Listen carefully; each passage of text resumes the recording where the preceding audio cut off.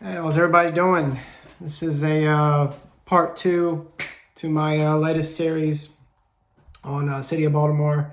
I did the first part kind of going over the history of Baltimore and how we ended up in such a mess as far as the poverty, the widespread poverty, and the widespread crime.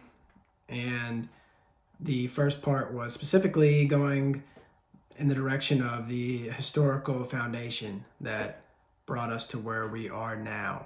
Just to recap, we went over redlining, the composition of the city back in its heyday in the 50s and 60s, being mostly white and being segregated. White people, of course, being allowed to receive less riskier loan operations and receive opportunities to both purchase homes in higher equity neighborhoods, but also be able to purchase homes out of the neighborhoods once manufacturing industry started declining in Baltimore and the jobs started to become scarce. So essentially what we described was a kind of trap that Black people were originally attracted to the city because of the manufacturing jobs available, just like all people were, white and Black, and all races that composed of Baltimore at the time.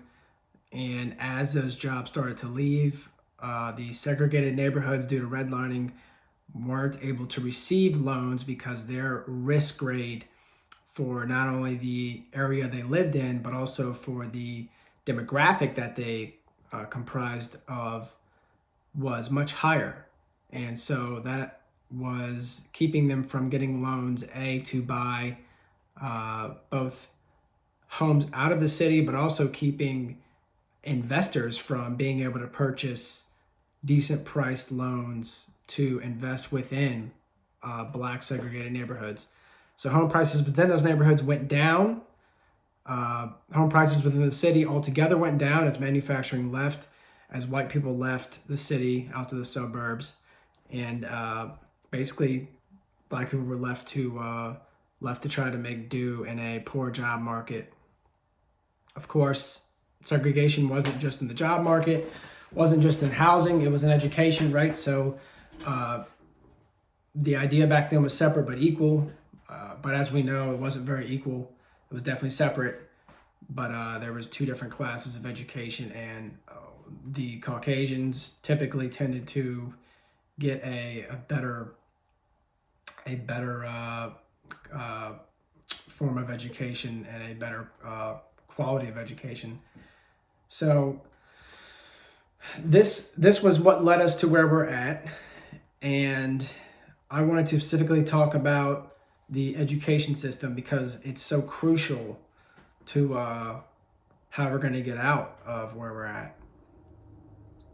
And that's also the topic that kind of brought me to doing this series and brought me to this issue was the recent stories in the news about the low reading and the low educational scores that Baltimore students had in comparison to the rest of the nation. I'm just going to go over some quick stats for you. You're not going to like them, but it is what it is. Essentially, 77% of Baltimore high school students right now only read at a elementary school level. 62% of middle schoolers are failing at least one course. And the funny thing is, you would think then that we would have like a backlog of students, right? We would have just a lot of students who required extra attention so they could get to the necessary reading level and then hopefully progress and continue to progress in their educational career. But we don't have that because we just go ahead and move these students on to the next level. We just pass them on to the next level, and in ways that really, if they were being recorded accurately, their scores, not just scores, but also their attendance record, if it was being recorded accurately, they wouldn't be allowed to move on. But they are, and that whole thing is a kind of it's a policy, a unwritten policy that the school board forces teachers unions to kind of abide by, which is the and this is only known because teachers have complained about this in the past. News stories have come out about this in the past, that they were pressured to record students as being in attendance so that the school could continue to receive funding for these essentially ghost students. Because of course, like most government, uh, most government budgeting things are funds are delivered based on need, and the way they determine that need is based on how much stuff you used. So, and this is all throughout all levels of government. Every bureaucracy you could think of is basically competing for more funding, and the way they do that is by showing that they used the most resources in the previous fiscal year, and that is what they're basing their request for more funding on. And this is, of course, not any different in the educational systems that we have. And so, side effect of that is you have these bureaucracies or these departments of government claiming basically false uses of resources for false reasons. Either they are changing and kind of like falsely inflating the value of resources that they used, or they are kind of fudging the numbers. So we may have this many students on the books or this many workers on the books, and even though some of those people are known to have no longer been employed, or are known to not really show up, or are known to not really produce anything or provide much, they're more valuable in being counted as a worker or a student or employee, because you can add that to your total number of employees or students, whatever bureaucracy you're looking at. You can add that to your total number of people who need funding, and therefore say this department employs this many people, or this department educates this many people, and based on that inflated number, we need this much money. And of course, it's going to be more money every year. It's more money, right? So we need ways of they're basically searching for ways to kind of explain why they're requesting more and more money every year. And this is it. This is how they do it. Not just the attendance, but also the value of education. So, meaning teachers are basically encouraged to go get certifications. Teachers are encouraged to go do things with their teaching ability that allows them to take on more responsibility, quote unquote, more responsibility. So they'll get certifications that would authorize them to teach certain things, certain levels, authorize them to teach certain higher skilled educational ideas to students, which then would require more money for those resources and tools to be able to teach those. So you have a teacher that's able to teach AP classes, for example, or honors classes, for example. Well, now you can offer that class, and now you need money for the resources to be able to offer that class to your students, right? So the more classes you offer, the more resources you need to provide for students to be able to take that class. So that's just an example of that. But we watch this happen year after year, where this money is basically being given to the school systems, and nobody really watches them wasted. You can only see it in the numbers and the after product. So when you get a headline like 77% of Baltimore high school students can't read at a above elementary school level, and 2/3 of our middle schoolers are failing at least one course, and then everybody's continuing to progress, and then you hear about how they're actually being promoted, not just promoted as far as the class, but they're being promoted onto other grades. So they're not just passing these classes, even though they're really not. but they're being recorded as passing, but they're also being passed on to the next grade, and then eventually graduating, right? So then you've got graduates, 18, 19-year-olds, majority of whom are coming out of the Baltimore high school system who can't read or write at a high school level, let alone a college level. So we all know how crucial education is to, I mean, that's no secret. Education is crucial to income and wage growth throughout a person's life. The two are intricately connected. So, I mean, you can plot this, right? You can watch as someone moves on in life as they achieve higher levels of education, as they achieve more and more experience in life, as they train for and receive certifications in certain fields.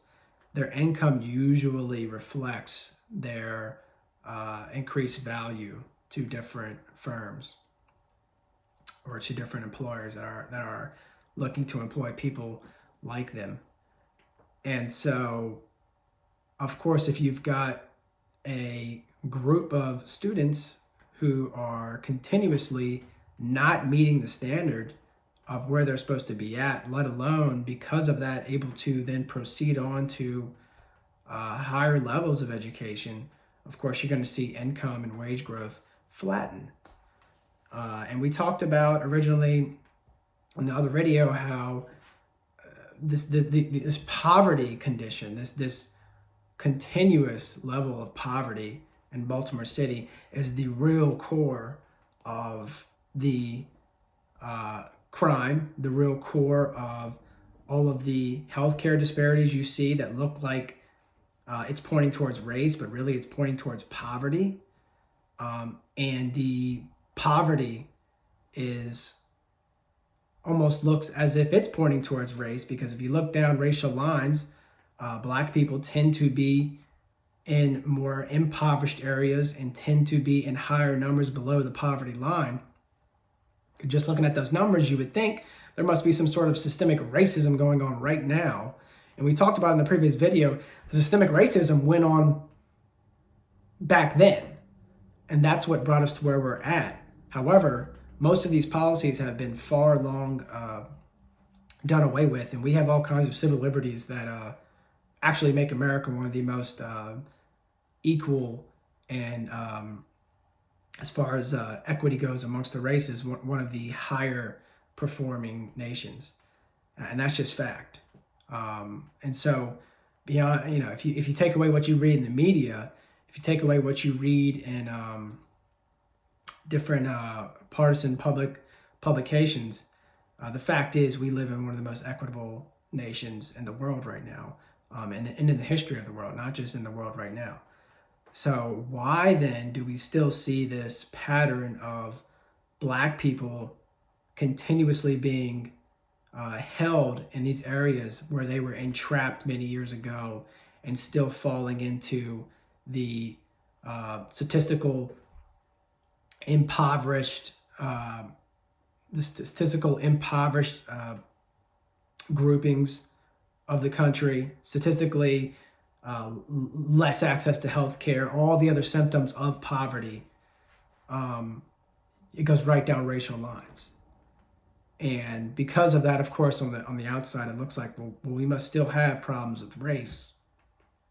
Well, we used to have major problems with race, and that's what put people of color in this predicament.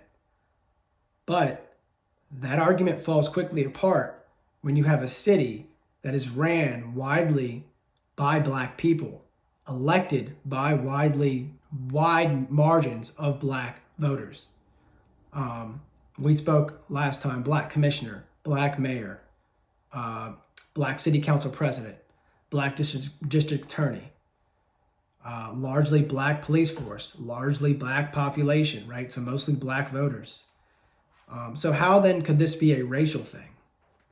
How deep do you think systemic racism goes when top down the entire city elected officials are Black in a majority Black school system? So something's not adding up here, right? And you're sitting here right now watching these very poor reading and writing scores amongst high schoolers, these middle schoolers failing grades. You're watching people talk about how, as teachers, they're being forced to mark students as in attendance and being forced to pass them and push them on so that the school can keep receiving funding. And we're gonna get into this whole funding idea and how the funding and the way that the schools in the city are actually funded does not match up with the expected, what you would expect as the performance. When you hear about things like the poor performance, these news stories that are making national headlines, and then you find out that 70% of Maryland's school educational budget goes to the city.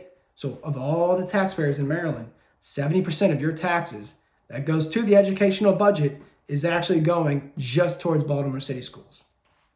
When you hear that Maryland is ranked number 1 in pay to its educational administrators, number one in the nation, number 1 in pay, right? When you hear that, and you hear all the time about teachers complaining about, not receiving enough money, not receiving enough support. Well, these are the administrators. These are not the teachers. Although there are teachers that are making 6 figures, elementary school teachers that are making 6 figures in Baltimore City, which kind of blew my mind when I found that out. But that's public knowledge. That's right off the Baltimore City Public Schools salary website. But when you hear of the high salary, the high proportion of tax dollars that go to Baltimore City Public Schools in comparison to not just the rest of the state, but the entire nation, it just kind of blows the mind. How then do we have some of the worst schools in the nation and the highest funding of schools in the nation at the same time? How is that possible? Where is the money going? Right? In economics, we call this waste. It goes beyond diminished returns, and this just goes in a straight waste. We have money going towards something, and it's producing nothing. And it just doesn't make sense. And so the only thing that really, without doing a thorough knocking on doors and offices investigation, the only thing that really in general makes sense is that this money is being misused. And the other word for that is corruption, right? The money's not going towards what it was intended for. The people that are supposed to be good stewards of our tax money are not doing what they are supposed to be doing with it, which is educating our kids.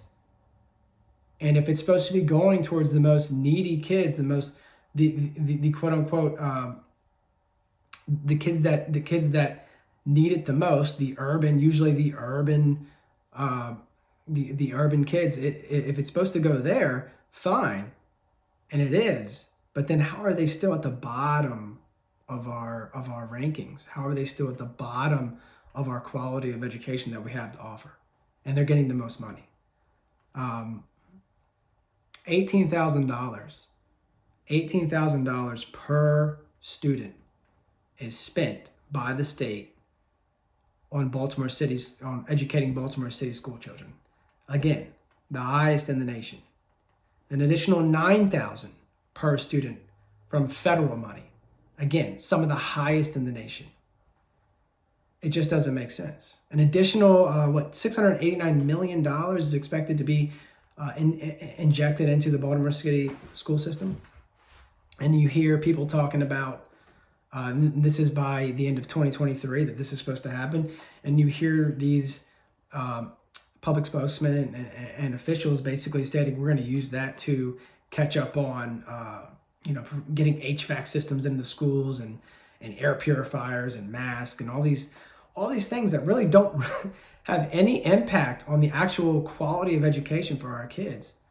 And although, yes, very much so needed, the question is, why the hell wasn't this stuff already in place? You've already been receiving almost the entire budget. You've already been receiving on the high end of the federal and state budget that taxpayers can offer. So why don't schools already have proper HVAC systems? Why are kids still cold in the middle of the winter? It doesn't make sense. Where is that money going? And I have ideas, right? I mean, we saw probably what you saw with Mary Catherine Pugh was a sliver of where some of this money is going. Not only is the teacher union demanding more money every year for administrators, the people who are actually really not teaching anybody anything, almost all of them are making six figures. The actual teachers are making annually roughly around 60 grand a year, which when it all comes out, that's a decent salary, but for the demands that are pushed upon them, that's nowhere near probably what most of us would want to make if we were in that profession.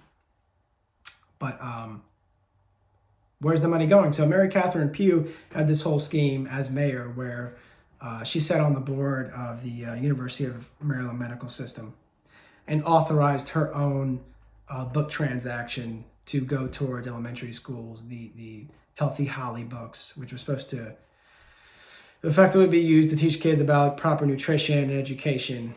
And I think something like half of the books weren't even really delivered.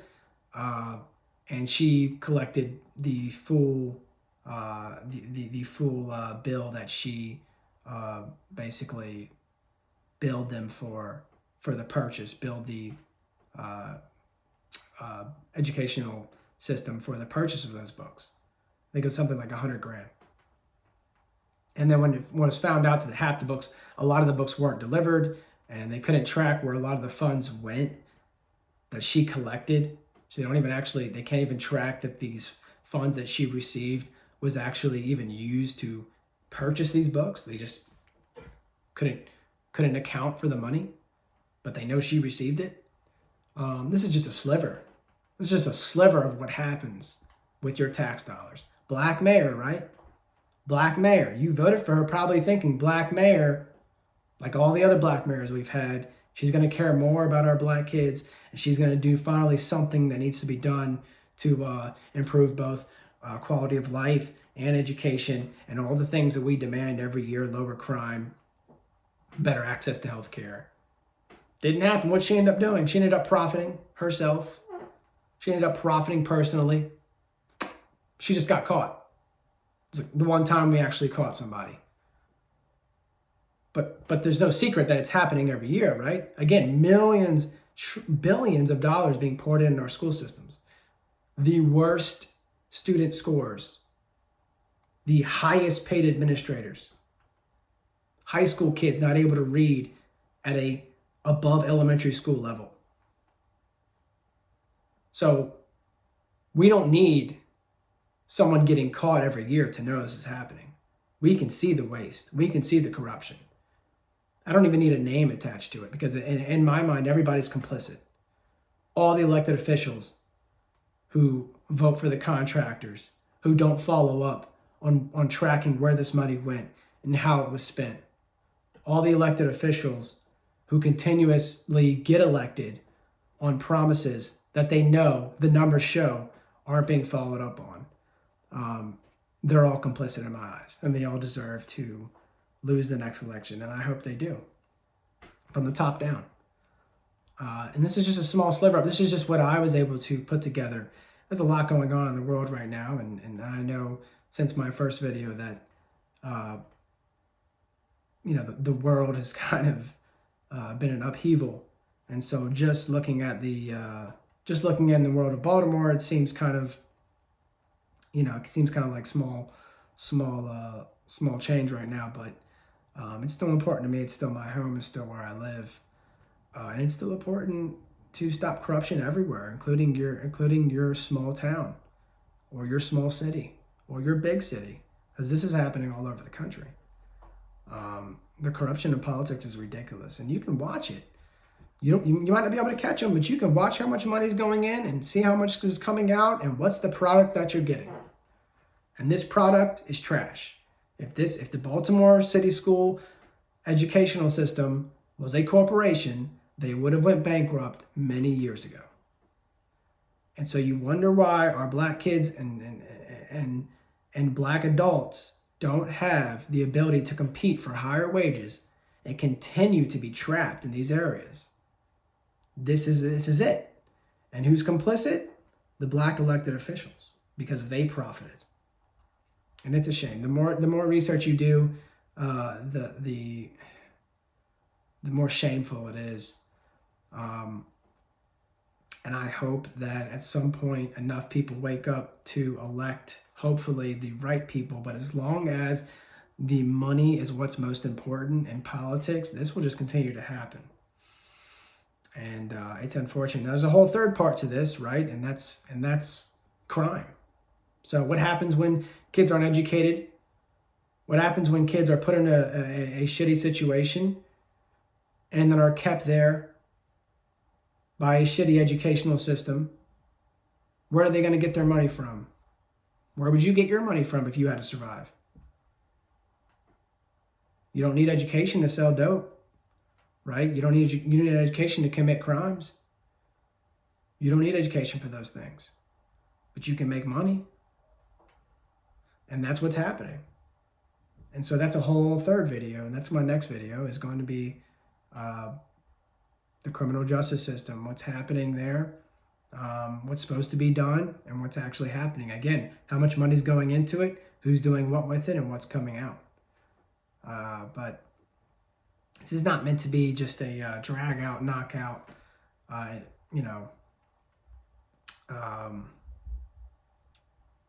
complete, besmirching the Baltimore City educational system. But it has a lot of work to do, clearly.